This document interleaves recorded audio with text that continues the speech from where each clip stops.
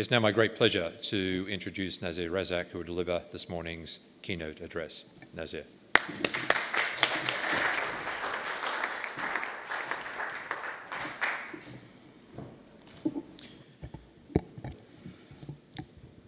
Good morning, ladies and gentlemen. Firstly, let me thank Michael and Asia House for inviting me to share some perspectives on ASEAN and the fourth industrial revolution. And they are inviting me despite the fact that I am over 50.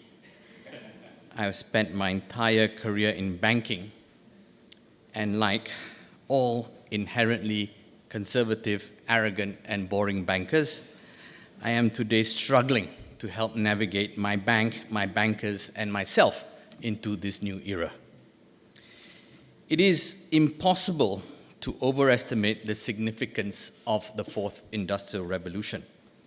Some even call it the fourth revolution in humanity, as technological advancement in the digital, physical, and biological realms change us and practically everything around us at incredible speed.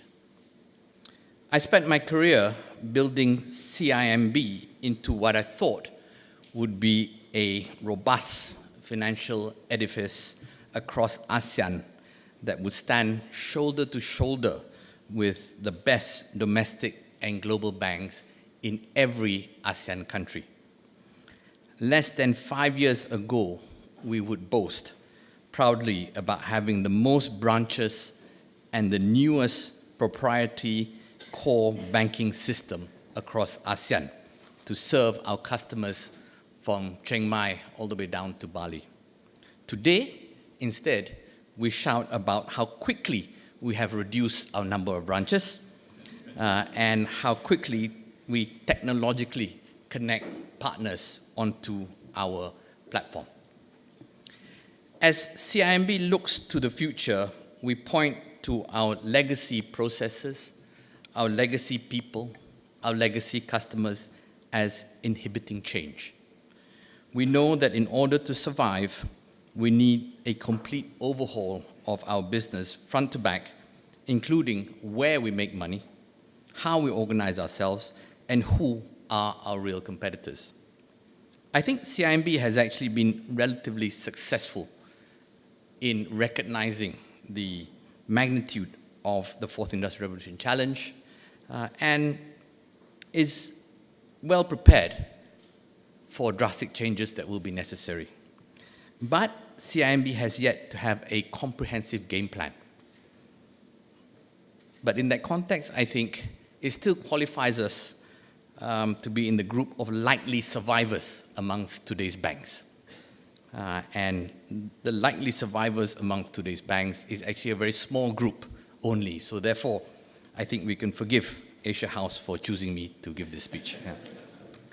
Now, ladies and gentlemen, while I have been struggling for answers for CIMB, I've also been thinking about the fourth industrial revolution in the ASEAN context. In my capacity as chairman of the World Economic Forum ASEAN Business Group, I worked with teams from WEF and the Asian Development Bank on a study that explores what the fourth industrial revolution means for ASEAN integration and how the regional bloc should respond. At the ASEAN Summit in Manila last November, I presented to the ASEAN heads of state a summary of the report with the following key points. Firstly, in the fourth industrial revolution, we face a future of accelerating disruption. ASEAN must get ahead of these changes or we will be left behind. 2, it is essential that ASEAN nations respond at the regional level. And 3, in order to build a regional response, we need to reform our ASEAN institutions and the ASEAN way of economic integration. Ladies and gentlemen, there is actually quite reasonable awareness and concern amongst ASEAN governments about the fourth industrial revolution challenge, the massive potential benefits and opportunities, and the massive potential disruptions and risks. Several have taken action. Malaysia has its digital free trade zone working with Alibaba. Singapore has its Smart Nation plan, and there are Thailand 4.0 and most recently Making Indonesia 4.0. The central argument of our WFADB report is that responding at the national level is not enough. The fourth industrial revolution does not recognize national borders, and some of its greatest impacts will play out at the regional scale, as the nature and imperatives of cross-border relations and economic interactions are transformed. ASEAN can and must help its businesses navigate the fourth industrial revolution. ASEAN banks, fintechs, and platform companies look in awe at the likes of Ping An, Alibaba, and Tencent, and how they have managed to exploit China's scale to invest and innovate. If ASEAN does not bring to bear the region's economies of scale for its businesses, its markets will be won by global players. ASEAN needs a 4.0 plan, how to strategize, to defend and capture opportunities, as well as address risks and challenges. Apart from availing regional scale, key areas to address in some detail include the following. One, data sharing. Data is the foundation of the fourth industrial revolution. Individuals, companies, and governments will increasingly rely on the ability to move, process, and store data across the region. ASEAN must think about how to encourage data to flow safely and with minimal friction across borders. Today's ASEAN governments have mindsets that are probably best described as being the complete opposite of what is in fact needed. Second, e-commerce. Now, online retailing actually predates the fourth industrial revolution, yet it remains inefficient at the ASEAN level. Recently, I was shocked to discover that some Malaysian fashion retailers find it easier and quicker to deliver goods to the UK rather than to Indonesia due to logistics and customs issues.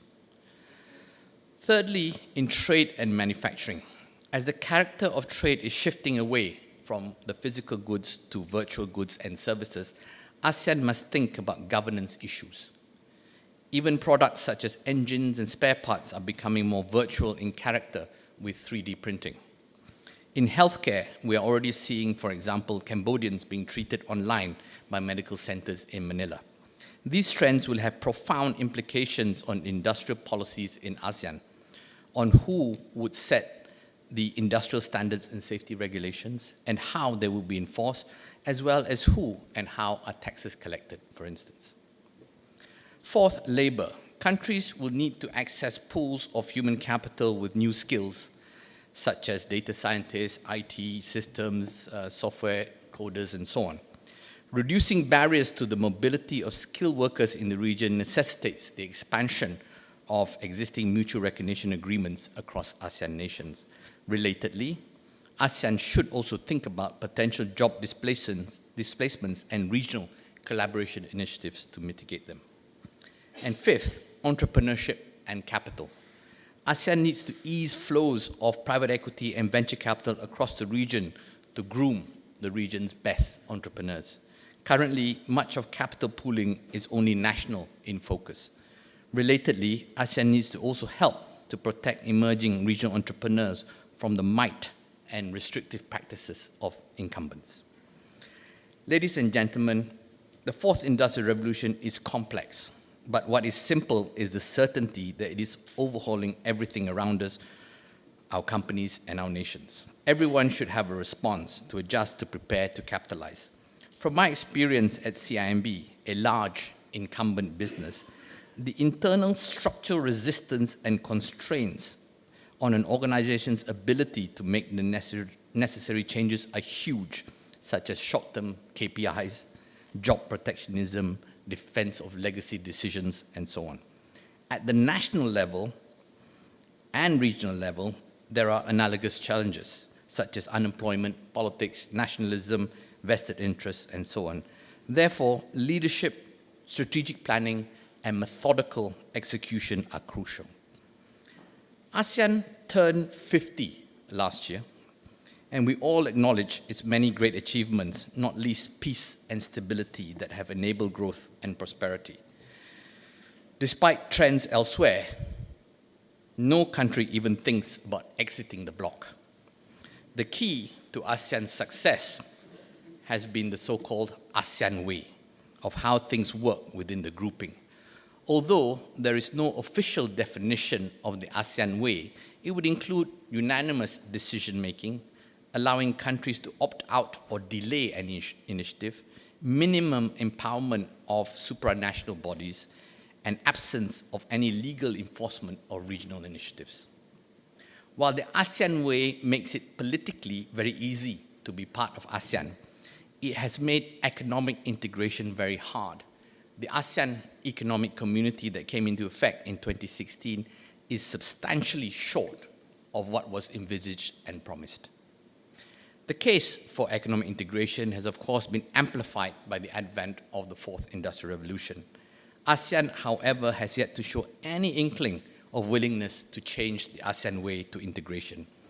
It is certainly tough to reform something that has been a key success factor, but then again, nothing about the Fourth Industrial Revolution challenge is easy. We have to reform how we do things at ASEAN. Ladies and gentlemen, it is time for the institutional capabilities of the ASEAN Secretariat to be reinforced.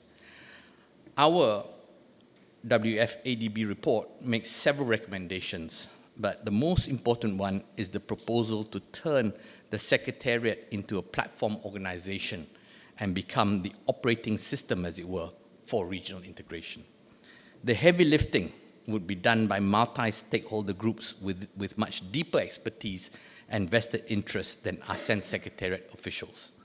The Secretariat would ensure that these working groups do it the right way and they would monitor implementation. This platform model will allow the Secretariat to harness resources of a wider group and is consistent with the fact that today the push for greater integration of ASEAN is really coming from businesses. Businesses have tasted some fruits of integration and we want more.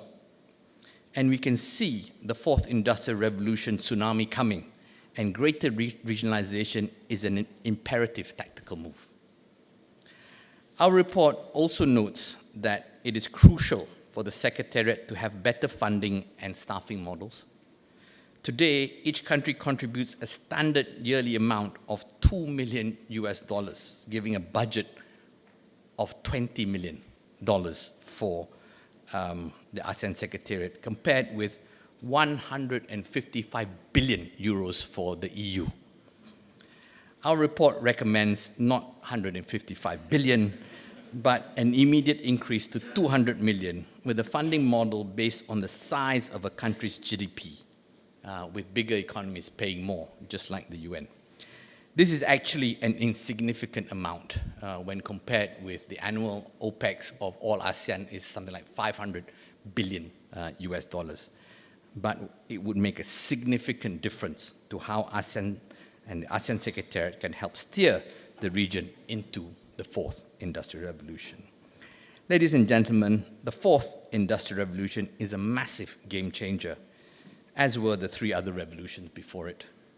There is so much to be gained or lost. We have already seen startups becoming giant businesses and giants becoming dinosaurs with stunning speed. Endangered most are those who choose to do nothing. The region needs to respond with an ASEAN 4.0 plan and the reform of ASEAN institutions, the ASEAN Secretariat as a platform organization with more funding and empowerment.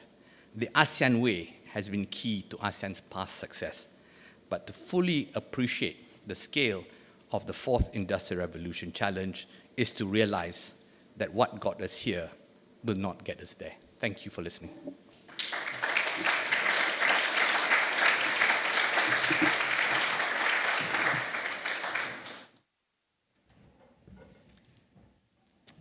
Nazir, thank you very much. And perhaps if we grew up in the PlayStation age, we'd be better equipped to talk about technology. But will the Fourth Industrial Revolution be an impediment to integration because of the domestic political issues it will raise, or will it be an accelerator?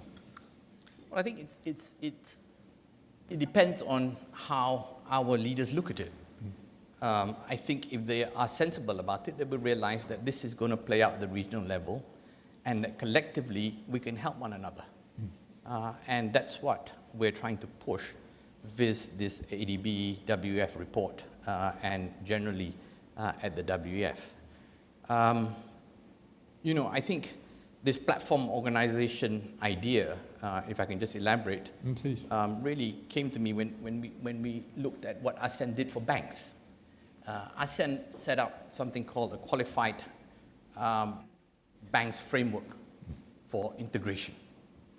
And when you look at it, what does it say? Well, basically, the Qualified Banks Framework is all about bilateral relationships between countries to give out license. That means how many licenses will Philippines give Malaysia, how many Malaysia will give Philippines, right? And that is probably the least important thing, right? What is important actually is about enabling regional banking groups to outsource, to move people around, to move data around, etc. And so it struck me that when you have the central ASEAN Secretariat kind of deciding on regional priorities, regionalization priorities, you miss it because really it's the people who are living it, who are wanting to do business across border that really understand the day-to-day challenges. Yeah, and that's what we need to see. But you hit on a couple of issues there. I mean, data protection, for instance, and data nationalization, as we sometimes call it. The mindset of ASEAN countries is completely the opposite, you said, of what's required. We're talking about job dislocation at the very least, and certainly the loss of some jobs. Again, domestically, politically, that's very tough to say, well, we're happy for our jobs to move from one ASEAN country to another. Is there strong enough leadership in ASEAN to embrace these issues and tackle them? Today, no. Today, I think one of ASEAN's problems is leadership, especially political leadership. And historically, ASEAN has really been led by Indonesia. It is the biggest country, et cetera, et cetera. And I think the current leadership in Indonesia is a bit ambivalent towards ASEAN, and that needs to change. Yeah. There are elections in Indonesia next year, and again, if you're talking about job loss, you're talking about data shifting across borders, the environment wouldn't be right, if you're a political analyst, to say, yes, let's embrace ASEAN in a sort of much more open fashion. Well, I think you need to sell it. Yeah. You need to sell ASEAN for all its positives. Yes, in some instances, you can get job losses, but you can also get job gains. Yeah, I mean, you're a passionate advocate for ASEAN integration and well-known and well-documented. Is business doing enough? Tail is wagging the dog. Originally, it was all about governments, and then governments fell short, and now businesses are standing up. And I think, to be honest with you, after the ASEAN Economic Community came in 2016, me and my gang, if you like, of ASEAN cheerleaders, we were pretty jaded. Yeah. We were quite disappointed. Then we kind of sat down and looked at this whole fourth IR challenge and kind of said, whoa, we really need ASEAN more than ever. So we're giving it another pretty serious push. And really, when you look at the ASEAN story, 2000 to 2015, you look at trade. Intra-ASEAN trade has gone up from something like 17% to 25%, back down to 22%. Yes. Right? When you look at travel, it's gone up from 40% of total travel, 40% to 44%. Right? Okay. But if you look at intra-ASEAN FDI, right? That means us investing in each other has gone from something like 5% to 17%. Right? So really, what has been successful in ASEAN has been the proliferation of ASEAN multinationals, of businesses doing more businesses with each other. That's been the great success to ASEAN. And consequently, it's this group of people who really who've really enjoyed doing more together across the region are now turning around and saying, look, we really need to bring down these non-tariff barriers. Let's go to the ADB report and their optimistic outlook, cautiously optimistic about job growth in developing Asia because of the Fourth Industrial Revolution. Do you share that view? Is it a net win for jobs? Well, I think in the short to maybe medium, I agree. But if I look longer term, I'm struggling. Yeah. If I look at the amount of job displacement that robots, etc., will threaten. I mean, you look Yes. at, I was talking to someone who was doing a surgery the other day, and I said, would you prefer the best surgeon, or would you prefer a robot to do it? Of course, they choose a robot, right? Yeah. Yeah, and you look at the numbers about lawyers. I think 95% of lawyers can be replaced eventually. That's the Yes, kind of prediction. yeah. So, Any lawyers in the room? Enjoy your time. Free So I'm drinks gonna- afterwards. so I think in the end, we could be Northern Europeans, right? We kind of work less hours and value free time more. And I think it's going to change the nature of work itself. I think, because I don't think there'll be enough work. Yes, and that requires, to deal with that at a social level, some very dramatic policy shifts. And I'm going to come back to political leadership. Does the political leadership exist to make sweeping tax changes to the tax system, to introduce new social reforms, to deal with people who are displaced? Yeah, Asians need to be more European in terms of work. Yeah. They need to work less.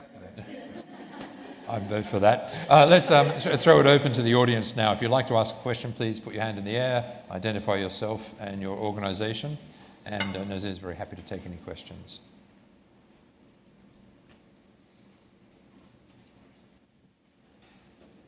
Please. Yeah.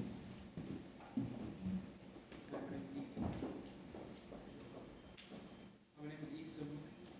More sound, please. Yeah. My name is Isam. I work for an organization called Pathway Group. One of the things I found with regards to talking about the generation, sort of my age, 26 and below, so 16 to 25 years old, in our recent research, we found that there was a disconnect between what business understands of technology and what so-called the next generation understands of technology. Is that the case as part of the Industrial Revolution, where it's more looking not just so much as robotics, but more on the basics of technology, from a mobile strategy to for jobs, in terms of applying for jobs through mobiles, etc. Is that something that's part of this fourth industrial revolution, or are we looking at it from a different perspective? You mean defining the fourth industrial revolution? Yeah, is it looking at through from a today's perspective, or is it looking through a 10 years time perspective? Well, it's not up to me to define the fourth industrial revolution, but as I understand it, it really is about fusion of technological changes in digital, biological, the physical world, right? And they essentially reinforce each other. And the estimates that the magnitude of what it's doing to us, to society today, in terms of transformation, is similar to what we've seen in 1760, in 1890, and 1960. I mean, that's the basic of it, and that it is just beginning, right? And I think no one can really predict what's going to happen in 5-10 years' time, right? The impact of autonomous cars. Our cities are all designed according to, cars, motor vehicles, right? How's that going to change? And today, 76% of people check their mobiles before they get out of bed. How's that going to change the human being? I mean, all these things are kind of playing out. Yeah, indeed. There was a question down there? Please. Thank you. My name is Nurul Ivan from Indonesia Investment Promotion Center. So based on the experiences of CIMB in ASEAN countries, I guess that you bring also the technology into your branches in ASEAN countries. But I guess you have also tried to analyze about every single ASEAN countries where CIMB has branches there. Then which country actually, or which countries among the 10 ASEAN countries that they are more ready in responding these digital transformations and technology? Thank you. I have CIMB staff from many different ASEAN countries, so I don't want to show bias. Yeah. But the reception to technological change looks to be most welcomed or quickest in Indonesia, to me, from where we stand, right? And if you look at the proliferation of unicorns also You look at what Gojek is doing, etc.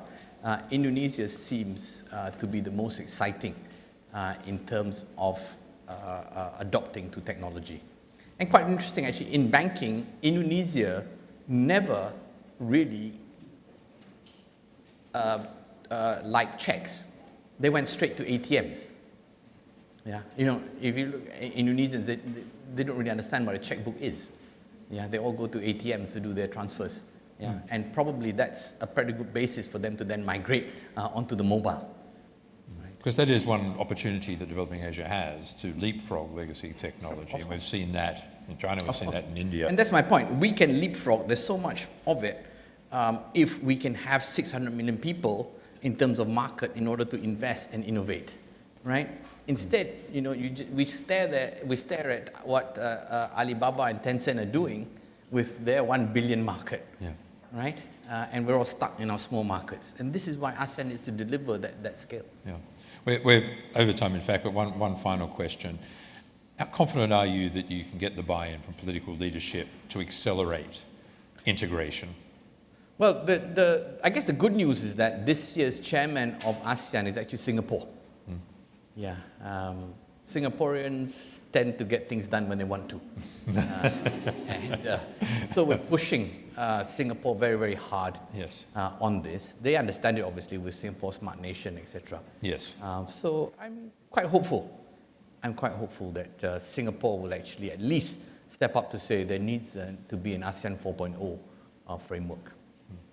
Ladies and gentlemen, please thank Nazir Razak.